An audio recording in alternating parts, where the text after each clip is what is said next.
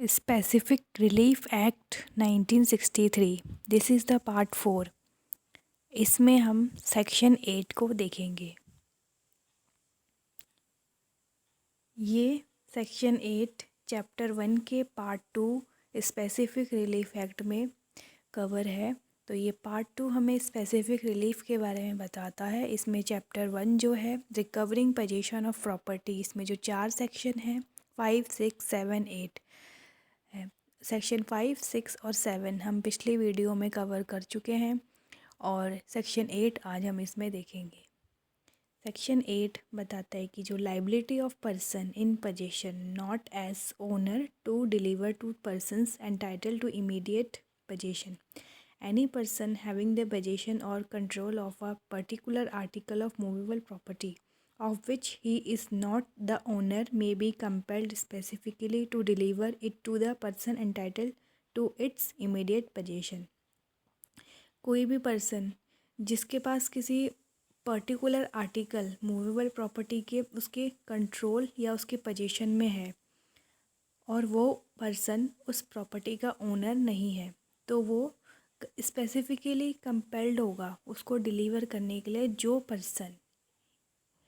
Entitled है उस property के इमीडिएट पोजीशन के लिए। तो कुछ कंडीशंस है उसमें, when the thing claimed is held by the defendant as the agent और ट्रस्टी ऑफ द प्लेंटिफ, जब डिफेंडेंट एज अ एजेंट और ट्रस्टी होगा प्लेंटिफ का, और when compensation in money would not afford the plaintiff adequate relief for the loss of the thing claimed. और जो उस property से कंपनसेशन की बात हो रही है मनी की फॉर्म में देने के लिए, तो वो एक एडिक्वेट रिलीफ नहीं होगी प्लेंटिफ के लिए कि उसका लॉस उससे पूरा हो सके। और तीसरी कंडीशन है कि when it would be extremely difficult to ascertain the actual loss, actual damage caused by its loss, और ये डिफ़िकल्ट है कि उसे एसरटेन करें कि जो लॉस हुआ है उससे उसका जो एक्चुअल डैमेज है वो डिफ़िकल्ट है एसरटेन करने के लिए। और जो लास्ट कंडीशन है when the possession of the thing claimed has been wrongfully transferred from the plaintiff,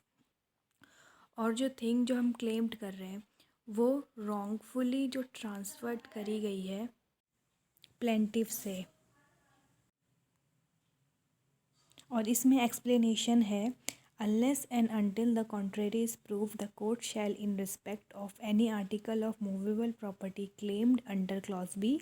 or Clause C of this section, presume that compensation in money would not afford the plaintiff adequate relief for the loss of the thing claimed, or as the case may be, that it would be extremely difficult to ascertain the actual damage caused by its loss,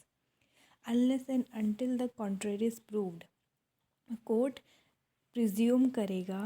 self presume, कि जो article है movable property का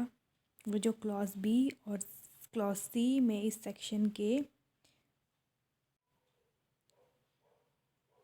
कि वो adequate relief नहीं हो सकती plaintiff के लिए, और जो लॉस हुआ है वो डिफ़िकल्ट है एसरटेन करने के लिए जो एक्चुअल डैमेज का, तो उस केस में लाइबिलिटी हो जाएगी उस पर्सन की, वो डिलीवर करेगा उस मूवेबल प्रॉपर्टी के आर्टिकल को जो उसका एक्चुअल ओनर है।